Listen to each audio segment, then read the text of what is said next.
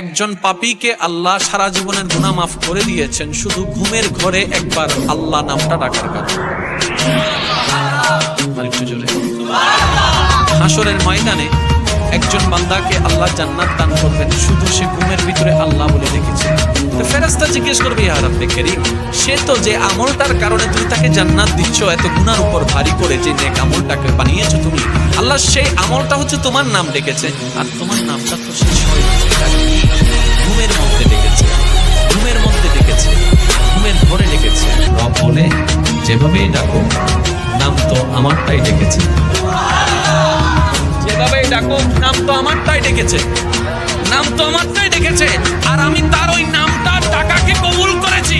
ও ফেরেশতা, এক পাল্লায় সেই নামটার ওজন রাখো, আরেক পাল্লা তার সারা জীবনের গুনাহকে রাখো। সেই দিন হাসরের ময়দানে ওই একটা নাম ডাকাটাই ভারী হয়ে যাবে। সুবহানাল্লাহ।